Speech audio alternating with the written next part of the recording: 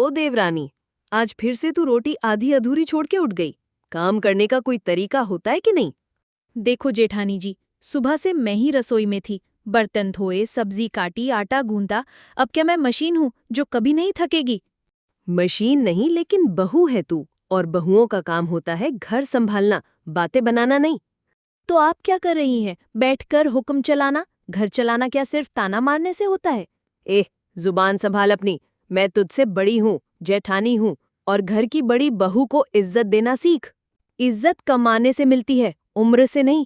हर समय ताना मारना, हर बात में नीचा दिखाना, ये इज्जत का तरीका नहीं है।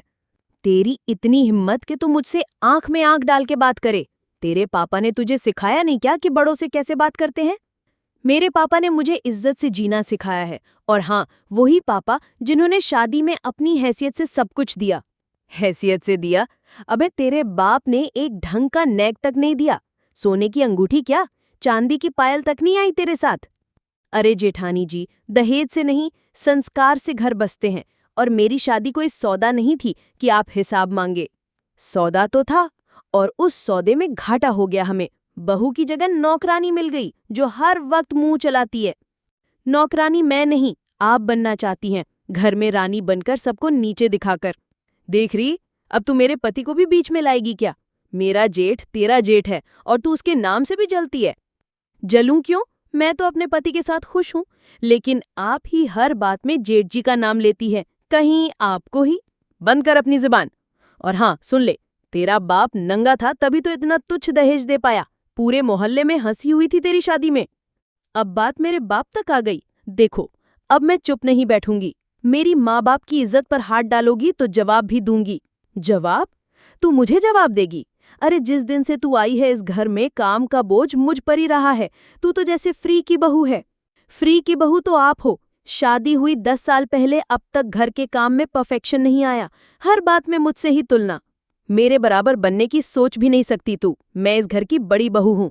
बड़ी बहू तो होंगी, पर सोच में छोटी हैं। तेरे जैसे जवाब देने वाली बहू इस खानदान में कभी नहीं आई थी। और आपने जैसा बड़प्पन दिखाने वाला कोई जेठानी नहीं देखी मैंने। तू आज बोल रही है, कल चुप करा दूंगी। तुझे क्या लगता है घर में तेरी कोई सुनता है? मैं सुनवाना भी चाहती नहीं। मैं खुद की आवाज खुद हूँ। पति मेरा साथ देता है, बस वही काफी है। पति भी तेरा दिन भर मोबाइल में लगा रहता है और तुझे देखता तक नहीं। आपको जरूरत नहीं उसके और मेरे रिश्ते में घुसने की।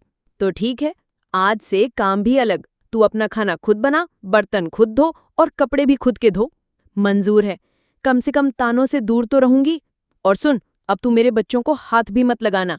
आप अपने बच्चों को संभालिए और मैं अपने मन की शांति। चल हट अब मेरी नजरों के सामने से। तू मेरे दिन खराब कर देती है और आप मेरे आत्मसम्मान को रोज ललकारती है। अब बहुत हो गया जेठानी जी।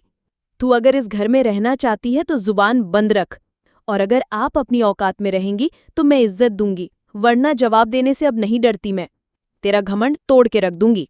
तोड़ने की कोशिश करो, पर अब बहुएं चुप नहीं रहती। तुझे सिखाऊंगी कि जेठानी से कैसे बात करते हैं, और मैं आपको बताऊंगी कि इज्जत कैसे दी और ली जाती है। तेरी जैसी जुबान वाली लड़की से तो हमारा खानदान बदनाम हो जाएगा, और आपकी सोच से घर में जहर फैल जाएगा। अब फैसला आपको करना है, तकरार चाहिए या थोड़ा प्यार? तू प्यार की बात करती है? तू और प्यार? हाँ, अगर इज्जत दोगी तो मैं भी सिर झुकाऊंगी, वरना सिर उठाकर जवाब देना मुझे आता है।